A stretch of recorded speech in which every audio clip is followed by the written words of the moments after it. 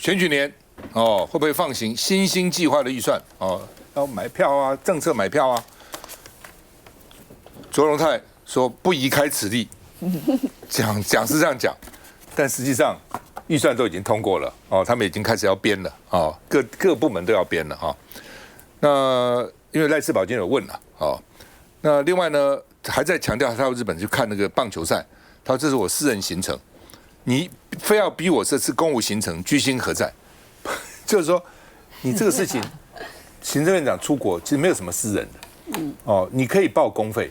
你偏偏说要你私人，那私人家才要看你单据嘛？那私人为什么又从这个什么这个军用机场那边走呢？哦，就很奇怪嘛。因为你只要我是一个公事，以前马英九啊、赖清德当副总统的时候也都出国过啊。那为了国家，不管怎么样，有一个外交的这个突破，总是好事啊，对不对？你报公费不是名正言顺吗？那你偏偏要说私，那人家当然要私就要看你很多不合这个所谓私自旅行的一些。你私自旅行，你把华航整个飞机包下来啊，那么便宜就包下来了，哦。那另外呢，这个说是谢系阁员规划的卓荣泰到日本访问，又吹嘘外交突破，打破对日的承诺。因为日本说你要讲私人啊，你不要讲啊。所以呢，徐小琪说害你入死局的是你自己人嘛，不是国民党害你们，你自己把自己作茧自缚。第一时间我说他是叫做4个字，就是作茧自缚，就这么简单啊。然后呢，因为他被控渎职了，哦，有人告他说你是不是渎职？北检是要黑金组负责侦办，我也认为侦办不是从名堂来了啊。那另外呢，柯文哲说，你就是搞外交嘛，你讲了一个谎话，就要用10个谎话、100个谎话来圆了哦，所以讲真话就好了哦。所以呢，现在他要追究你的收据，一看那个收据就有问题啊，大家知道你何必呢？这个。你的机票付钱是晚2天的，都回来2天以后才付，你们谁有这个状况？没有这个状况，对不对？所以开始你机票一定是按照正常，如果是私人就按照正常嘛，私人就是按照正常你当然先付机票，谁是后付机票的呢？没有嘛，哦，所以呢又说那个收据好像看起来有点问题，反正各种问题了，所以呢是日本一家不存在的公司，说什么大成嘛，大成大成，我还以为是大成沙六，不是日本的大成公司。大成公司说你是查网络说已经解散了，那这个公司怎么开一个车费的收据出来呢？那卓荣泰就很生气，国家不能被你们这样玩弄。你柯文哲自己有假收据，你就认为我是假收据啊？那这个卓荣泰这样回了哈。那另外呢，这个民众党立法党团总召叫陈金龙说，你是心虚嘛，转移焦点嘛？什么叫做柯文哲不习惯看合法单据啊？就讲你自己到底怎么回事嘛？我们看一下。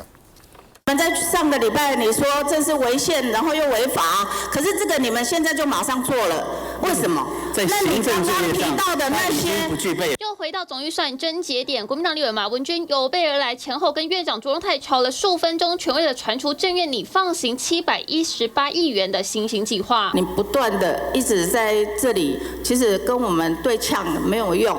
有没有这些新兴的计划，你们都不就不会做事了吗？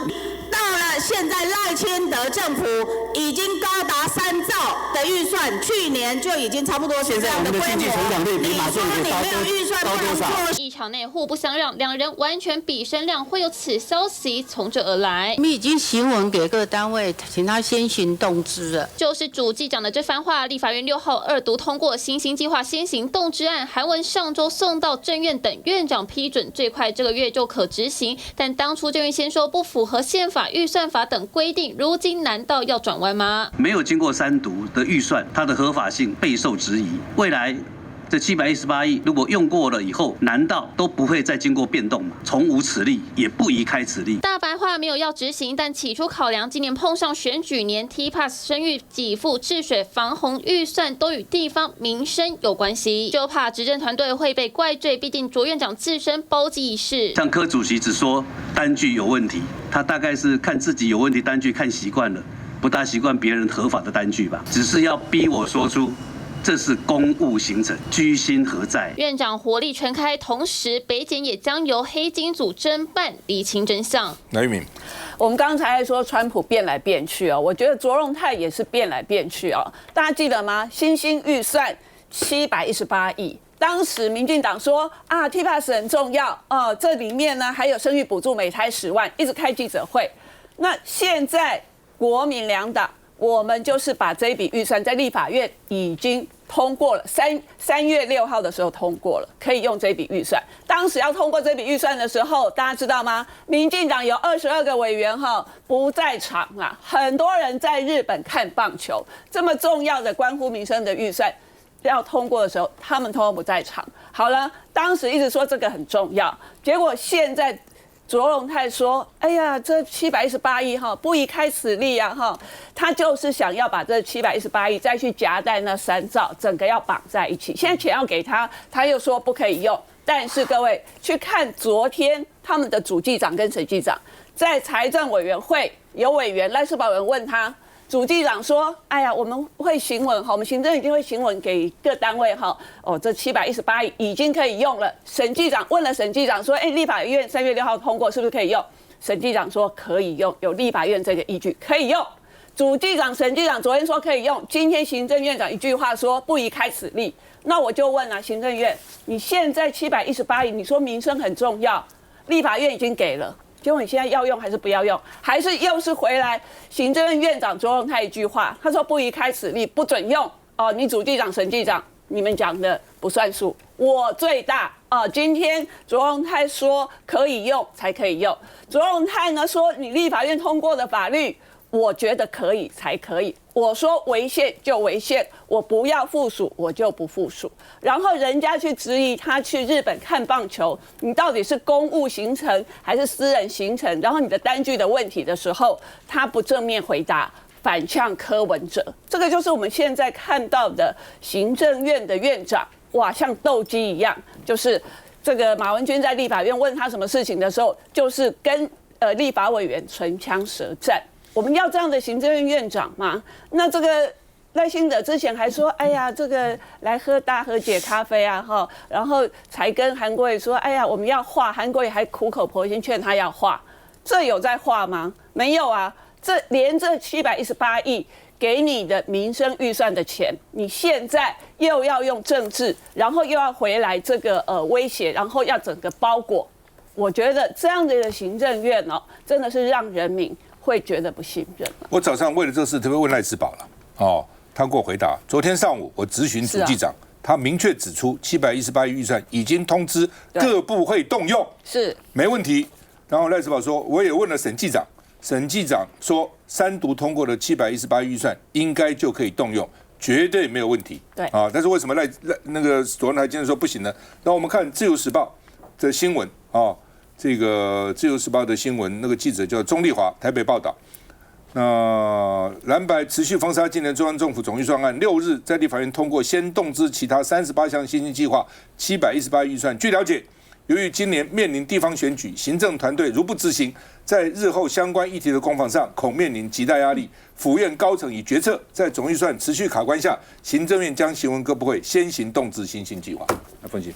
本来就是可以动资的这个计划，那么其实到最后，因为这整个计划很简单，现在只要已经3读通过，这些你要注意这跟什么这个什么扩张支出一点关系没有，因为所有的新兴预算都是行政院报到立法院的预算当中的新兴预算，因为本来我们的预算法里头就规定，延续性的预算是可以持续动资的，即便预算没有通过，那么可以延续动资，但是新兴预算的部分，他们挑出了这些跟民生最相关的，那至于其他的新兴预算跟民生不相关的，那就先摆着，因为你必须要来报告，你必须要先拟出了一份合法的总预算之后，我们再通过。但跟民生相关的新兴预算先通过。但我特别想要讲这个周荣泰去日本这件事情我其实本来觉得这件事情是一件很小很小的事情实在是不值得谈。但是我对于政治人物的说谎，而且是凶巴巴的、理直气壮的说谎，我是一点都看不下去的。我们在2006年的时候，那时候质疑陈水扁就是这个样子，就你质疑他 A， 他就给你骂西、骂东。那就是这个样子，后来就证明了他的恼羞成怒在隐瞒着后面最大的一个丑闻。那这一次呢，当然卓荣泰，当然这里面有很多的收据上面的一些问题，这个你明明就已经飞到日本了，又回来了，然后隔天然后才去付款，这全世界没这个道理，说你是包机，然后结果隔天才付款。然后在日本的这一个游览车是一家现在已经破产然后解散的，就已经结束的公司开的一个单据。那这个单据，这幽灵单据是哪里来的？所以这里面的谎言冲刺，真的让我想到，在2006年，他那时候担任总统府副秘书长的时候，也是拿一个牛皮纸袋，然后说这个礼券的这个发票在这里面，后来发现不是礼券，是礼品，所以问题其实是很大的。好，我这边说一下，其实就开始卓荣泰去了日本回来了之后，很多人就在说啊，他见到了高市早苗啊。那我的一个朋友啊，他就特别的传给我，他说，日本的首相官邸其实是办公室，而所有跑首相新闻的官邸记者俱乐部的成员，他们都常住在那个地方。所以高市早苗在不在办公室里头，有没有外来的访客，他们一清二楚。他特别去问了记者俱乐部的记者，说3月7号高市早苗有没有离开官邸？答案是没有。那有没有外来的访客？答案也是没有。这是今天我的朋友他传来给我的。我不知道说有没有外交突破，但我从一开始就说，这种必须要偷偷摸摸的、私下的，然后呢，到最后又不能承认的，其实你扛不住任何外交压力的外交突破，都不是真的外交突破。这点是我们长期已经证实了这件事情。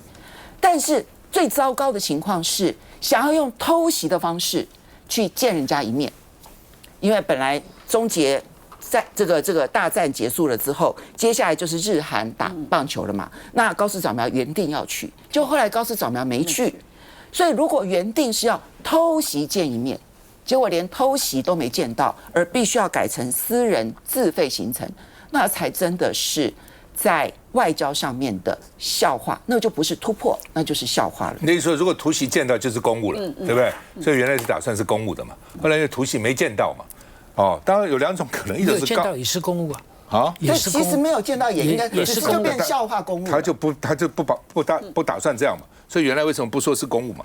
那高市有2种可能了，我认为了，一种就是真的他讲的伊朗战争了，一种是知道你昨天他要跟我突袭我不去了。不要以为不可能，都2种，他现在要见美国之前，他压力很大，都有可能。休息一下再回来。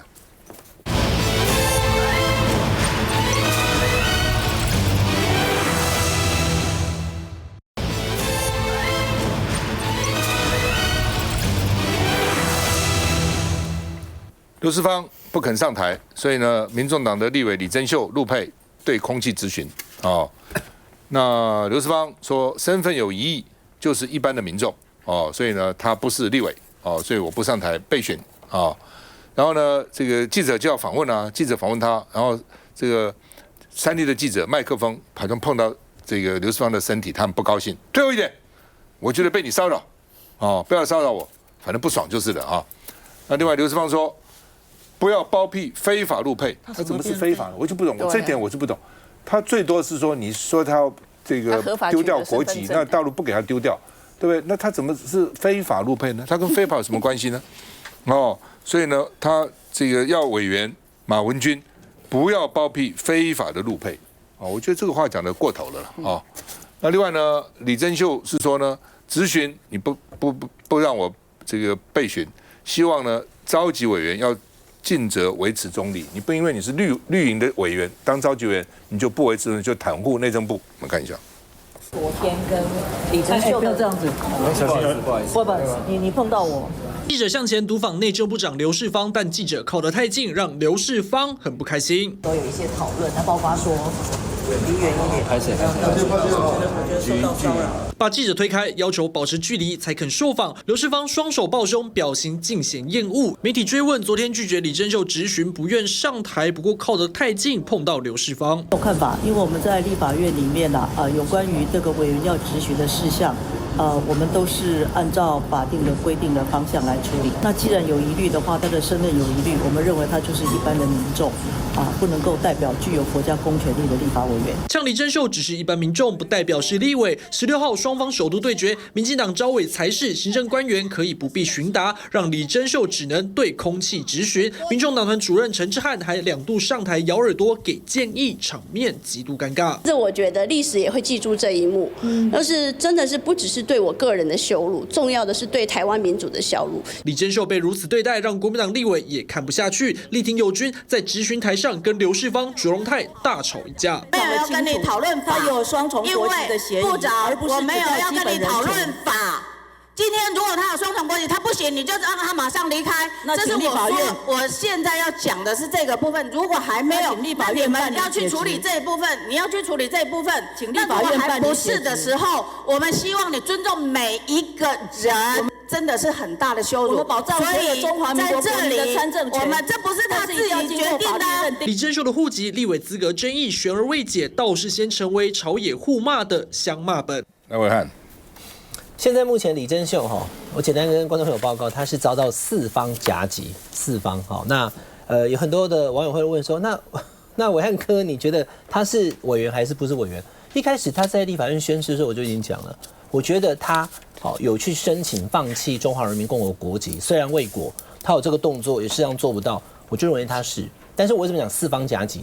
刘世芳部长这部分是一方，叫做内政部以国籍法认为他无法任公职，因为未放弃他国国籍，这是一个，有4个另外一个是什么？陆委会，我上礼拜也去日本看球，我后来发现回来以后再重看这些新闻，都发现陆委会是抓到是前端，就说因为李珍秀委员他。请他的父亲在2025年放弃中华人民共和国对岸的户籍的那个动作，他说2025年补办，而且出事的是说他在93年来到台湾就已经没有户籍了。陆委会紧咬这一点，陆委会这几天可能会有很清楚的说明，就是说他在1993年来台湾，1999年拿到中华民国的身份证，因为就有户籍嘛，当时还没有2004年的两岸户籍唯一的制度。所以后来2004年的3月的时候，告诉大家9月之前这半年你要去重新取得户籍的放弃。那李珍秀委员是不是没有做这个动作？那如果没有，我今天都会容错就说这个状况还有李珍秀委员来讲，如果没有，陆委会将会认定李珍秀委员的中华民国的参政权不是后端的任公职，就是我光是要去登记成为候选人，是必须要到2035年才有资格，因为要满10年后。那这样子表示说，他根本没有办法被民众党成为2023。那观众朋友一定会问说，那中选会为什么让那个民众党登记的时候没有查核？中选会就我们看他有身份证，怎么会知道没有？好，这就两端的嘛，内政部、陆委会，还有一个解释有扩张解释，我们等一下再去看条文就知道。目前你讲没有错啦，我的意思是说，我现在所观察到他所受到的这个就是4方的夹击，第一个是内政部，第2个是陆委会，第3个是行政院。因为行政院院长呢，直接就下令所有部会都不提供给他资料，不只是机密，而是不提供给他资料。而昨天这个状况是直接上演，现实状况就是当李珍秀委员出现的时候，不只是不所知，拒绝回答，连看都不看一眼，从头到尾就是不讲话，坐在那边当作没事，好像就是休息时间。那因为召委是李博义，是民进党的主席，所以他就从头到尾，刘世芳这个部长不讲话。观众朋友，接下来其他各部会，我相信都会按照这个方式去对待李珍秀。那但是下个礼拜内政委会会换国民党的召委上来，我猜了他一定会请刘世芳部长上台。那请刘世芳部长上台的人会是谁？国民党立委，是不是我们的立委？是，所以这个刘世芳部长一定会上台。可是上台之后，当李珍秀要问他问题的时候呢，他又放空了。你问我什么话，我都当作没听到，无视不回答。可是其他的112位立委，比如说王玉明委员在问问题的时候，他就会回答，就采取这样的方式啦。那第4方当然就是民进党立委，因为8个委会当中都有民进党立委当召委，当他们当召委的时候，他可能用这样的方式。那最后进到了院会院长的这个总咨询的时候，因为主席是院长、副院长、韩国瑜院长或江启臣副院长，这个时候也一定行政院长说他会被 Q 上台。可是是不是也比照只要现场有李珍秀委员的时候，那民众党会有个质询小组，3个人一起上来的时候，他可能就回答另外2位，就不回答这一位，就会变成是一个前所未见的状况。我可以补充一下就是我觉得今天李珍秀的资格他有没有资格担任立委，不是刘世芳说了算，也不是卓荣泰说了算那刚刚特别提到2023年当时的中选会主委是谁？李进勇啊，当时也是你审查资格。当民众党送出这一些不分区的名单的时候，你该审。如果你审，你觉得没有问题，当时也通过，然后他也在大法官的监视底下宣誓成为立委。还有别忘了，韩国瑜为了这件事情开了一个朝野政党协商，他当时的结论告诉大家说，在司法没有判决说李珍秀失去他立委资格之前，他就是立法院的委员。我要讲的是，今天包括行政院、包括内政部部长刘世芳，有把立法院当一回事吗？有把立法院的朝野协商的决议当一回事吗？他们来到立法院是客人，是被监督的对象。结果，立法院韩国瑜主持的朝野协商，白纸黑字去认可李珍秀，到目前为止没有任何司法判决出来之前，他是立法委员，毫无疑义。结果，行政院视他如敝屣，然后还在那边别的委员帮他讲话。你看他对马文君委员那个态度，那个嚣张跋扈的态度。请问刘世芳部长、卓荣泰院长，你们有把中华民国的法律当一回事吗？你真的觉得立法院是最高的民意殿堂，立法院可以来监督行政院吗？现在真的都反了，所有的法律呢都是民进党说了算。就是他觉得是的就是，他觉得不是的他就抵抗到底。我稍微补充一下啊。刚刚讲的陆委会主委，他扩充解释《两岸人民关系条例》。《两岸人民关系条例》第21条明文的规定是：大陆地区人民经许可进入台湾地区者，除非法律另有规定外，非在台湾地区设立户籍满10年，不得登记为公职候选人。这是一个反义的反义词，意思就是说，你要登记为公职候选人，你必须要取得户籍10年。有没有其他的先决条件？你要放弃中华人民共和国大陆地区的户籍什么等等等等，有没有这样的条件？没有。所以邱垂正他扩张解释立法院所订定的法律，然后说，所以因为你到2025年才放弃那中华人民共和国在大陆地区的这一些这个户籍，坦白说法律里头没有规定要放弃啊。那我再多说一句，就是其实我问过一些陆配。他们因为当年其实那个法律上面规定不是很明白，而且那时候早期的时候根本连陆委会都没有，所以他们来台湾把户籍资料放弃的资料直接交给了红十字会，然后红十字会拿的是正本正本就拿走了，因为必须要登记嘛。那正本拿走，他们现在要去找都找不到了。所以你把这一些在陆委会成立之前、海基会成立之前的陆配，全部都陷入困境。我跟你讲哈，我的看法比较接近玉民委员的看法，因为我们不应该在那种演戏啊，我称你女士，你称我女士，或者是这个文件怎么样打转啊，我觉得我们就上当了。你看，我们回到上一节讲到预算，周荣泰讲。预算案是要总盘通过的，不能抽一部分啊。中央台这一方面是对的，但是问题是蓝白合是一个脆弱的多数，再脆弱也是多数啊。所以你们做的相对看起来不是很合宜的做法是合法的，因为国会事实上因为行政跟立法相碰的时候，国会赢啊。所以为什么国会赢呢？你们也都通过要编预算了，主机长也都要编了嘛。可见这没有错。那从上一节的周荣泰的预算延到这个，好了，你刚才讲的很好，因为朝野协商，院长才是对，他是立委，对，除非等到这个司法走完翻案，他是立委，他是立委就有立委的职权，所以你刘世芳到了委员会，你这种表现啊。藐视国会，你知道吗？这是藐视国会。我觉得国民党太软弱了，你们要马上通过，就刘世芳部长藐视国会案嘛，不是吗？对吧？更凶的，不准你进国会。本来就是啊，这是你不能跨进国会，这是民众党要先提出来之后，国民党复议可以联合做这件事。你不将他进国会，他高兴？高兴丢脸了，一辈子丢脸了，高兴什么？那我现在说让你行政人不能进国会，你是很高兴，不要来备询啊，历史上留下污名啊，不受欢迎。休息了再回来。当然。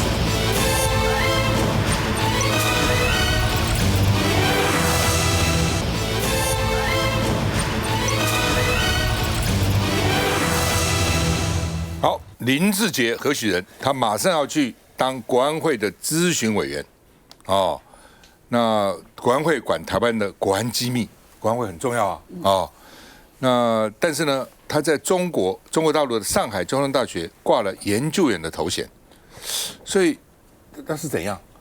哦，就是你要到国安会当咨询委员，哇，很重要啊！很多国家重要的安全的秘密事情都会被咨询的，都知道。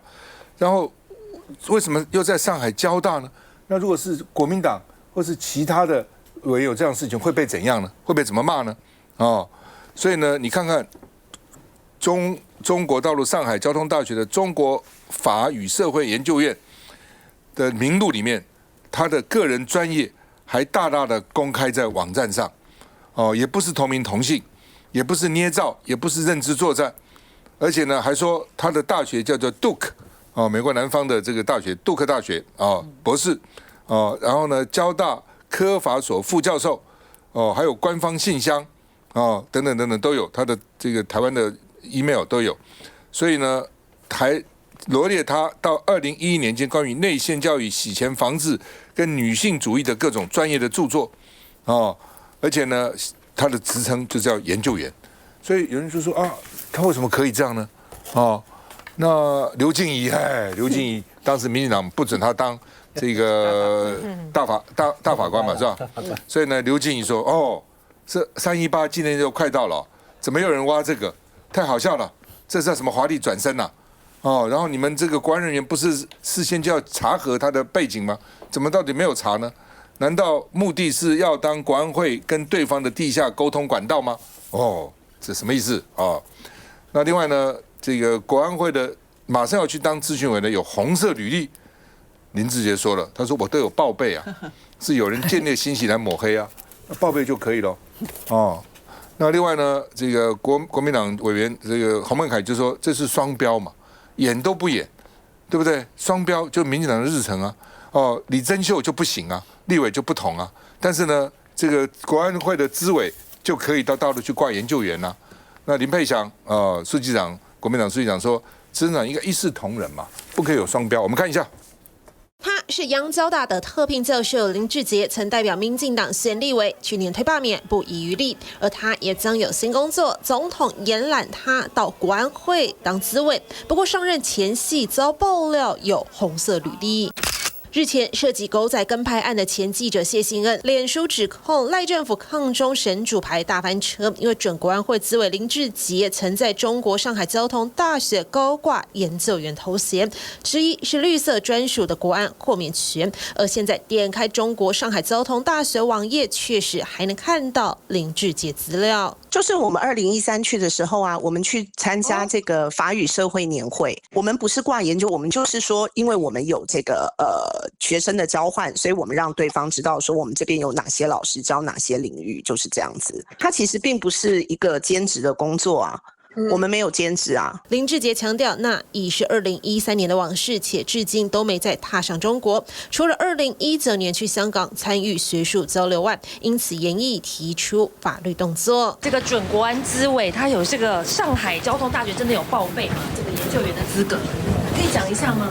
按照刘世芳的标准，按照赖清德的标准，林志杰怎么可以当国安会的咨询委员？如果林志杰的说法可以被接受的话，正应要收回去两岸不能学术交流这样的命令。民进党的抗中保台在野阵营不以为然。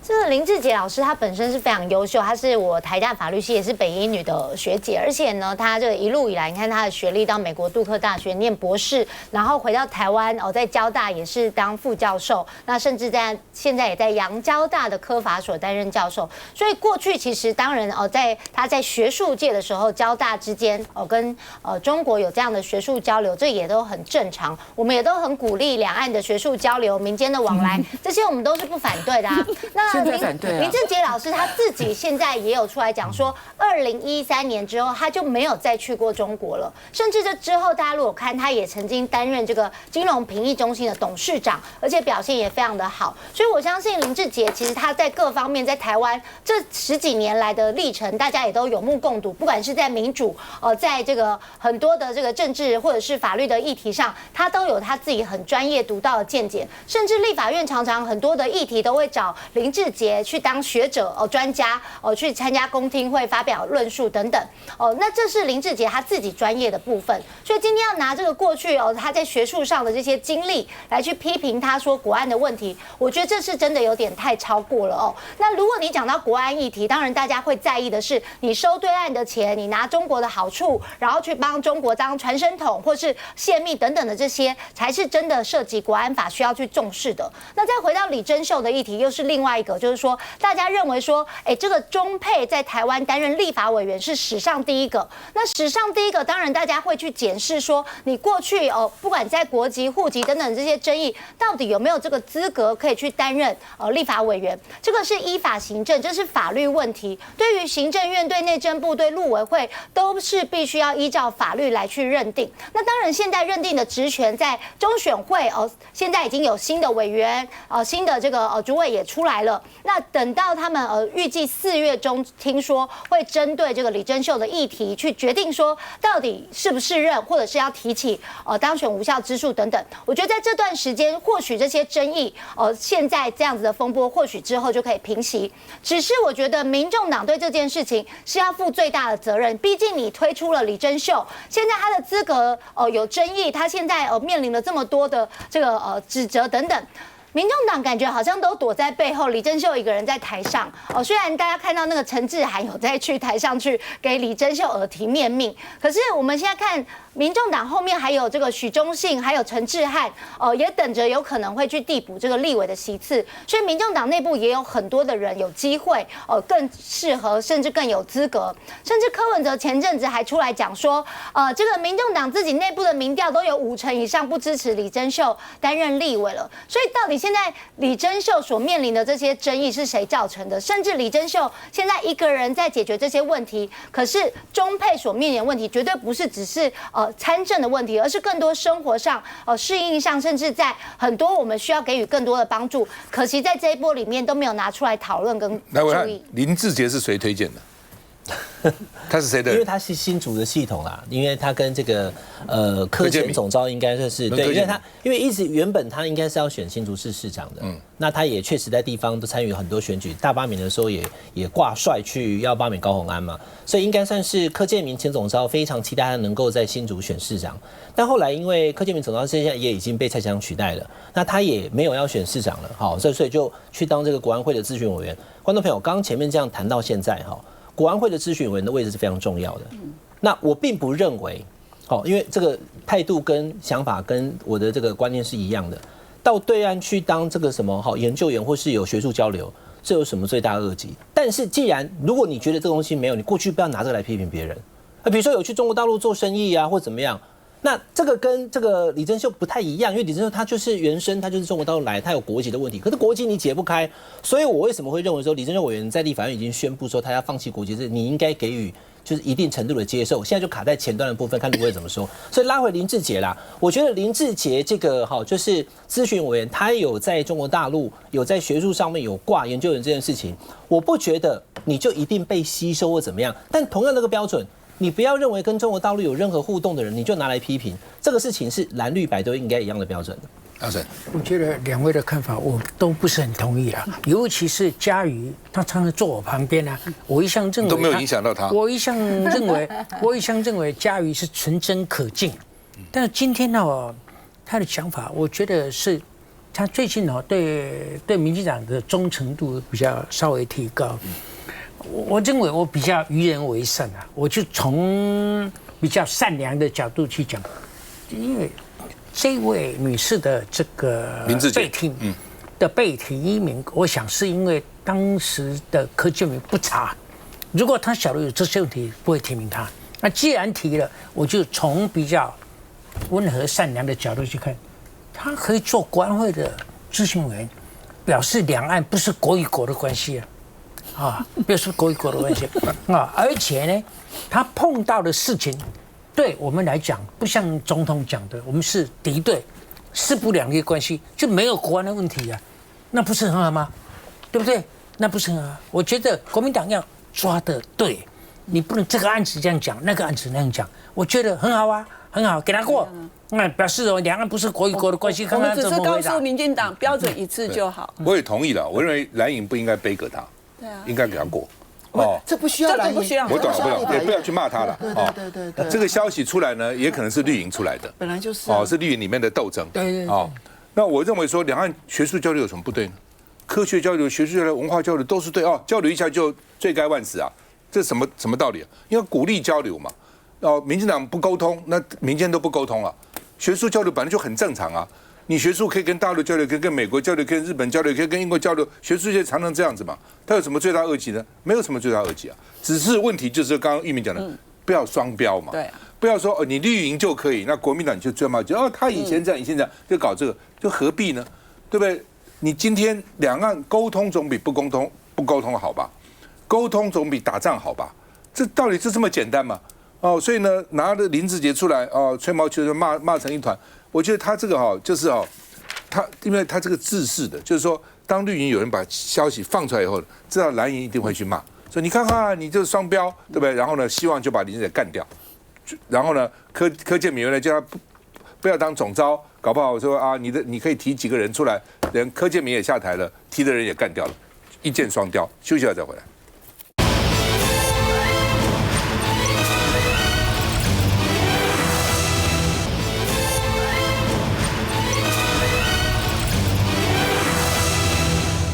好，台南市 TBS 做民调陈亭妃、谢龙介民调差很远，陈亭妃53%，谢龙介30%，那未决定17%，大概未决定，因为53加30，83%，投票率大概不会超过这个了那换句话说呢，这个你喜不喜欢？喜欢陈亭妃56%，不喜欢陈亭妃15%，喜欢谢龙介38%，不喜欢谢龙介35%好，那么这是 TBS 的民调那是3月9号到3月12号晚上6点半到10点做了1052个20岁以上的台南市的市民就选民了那另外呢，问上次选举你投给谁？4年以前投给黄伟哲的你看这边说上次这次多了1052人，上次这1052人有41%上次投给黄伟哲，有25%说投给谢龙介。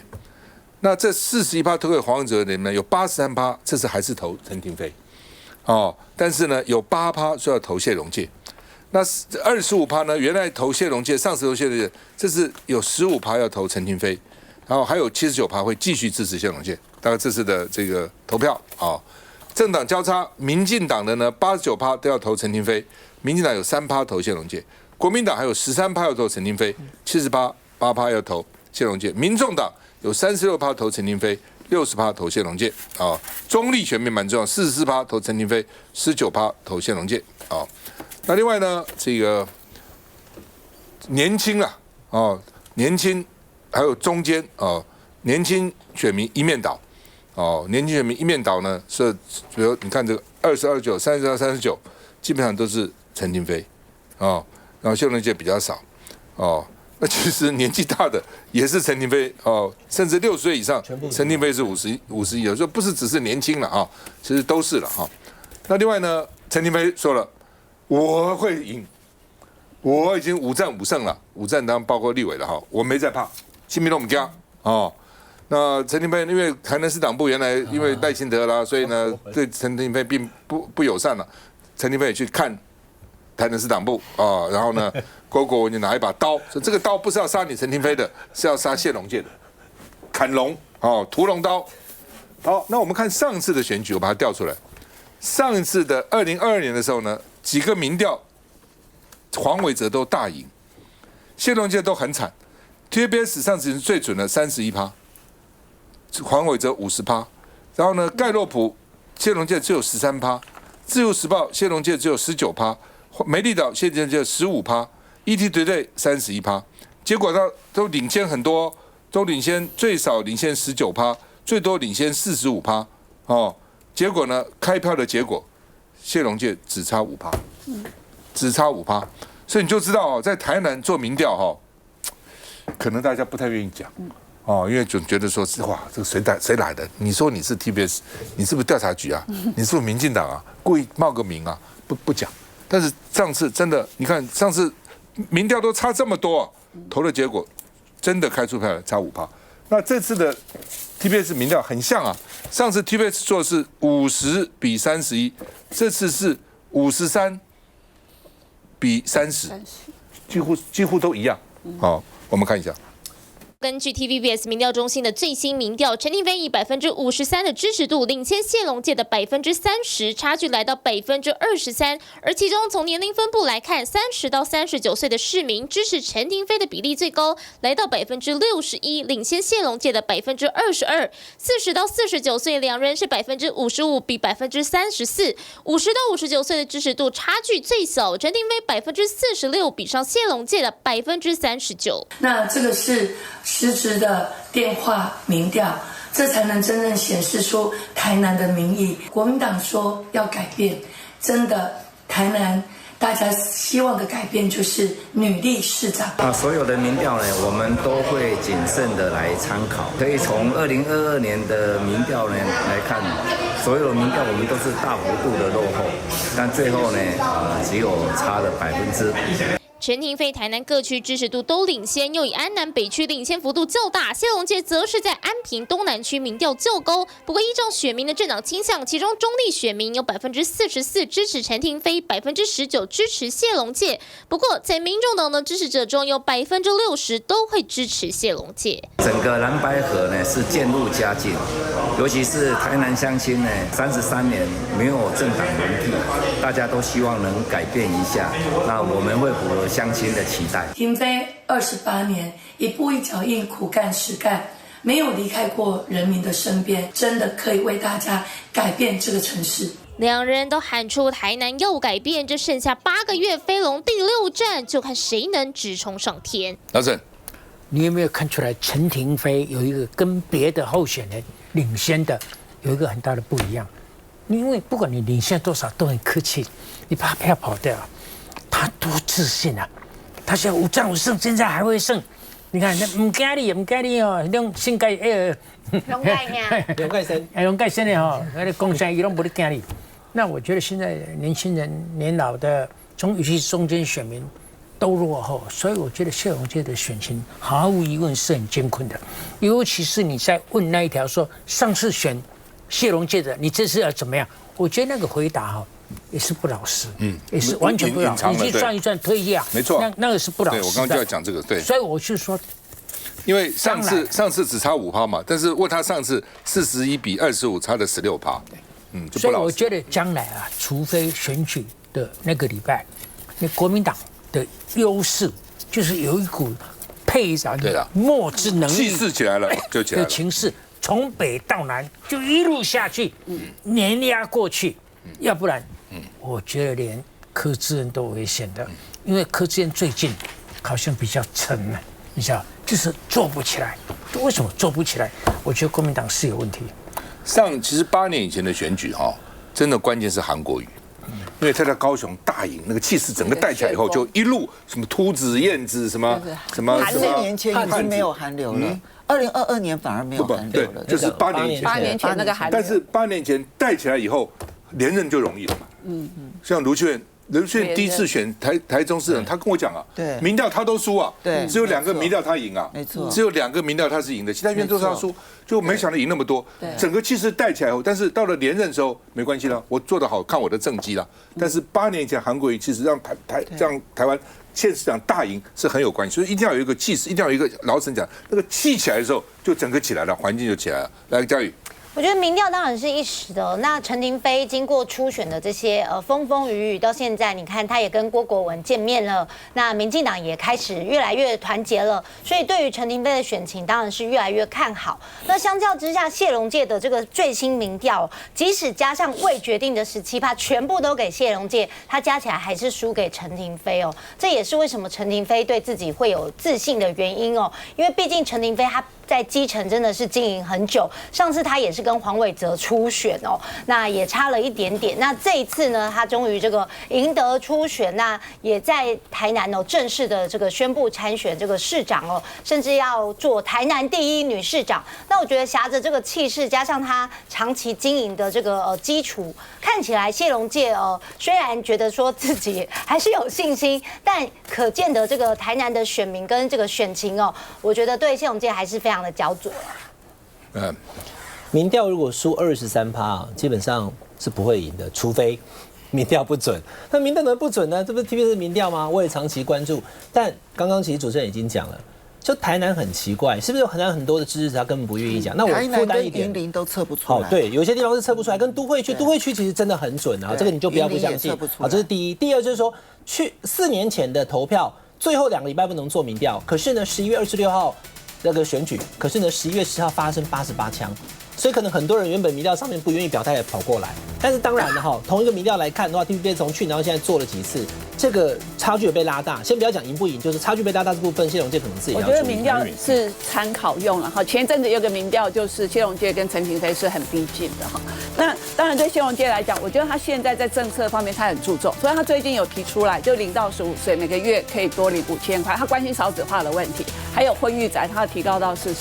我觉得这个都是展现一个市长的高度跟格局，把一个有利的政策提出来。那相对的绿营也有绿营的难题啊，我就请问陈亭妃跟林俊宪见面了吗？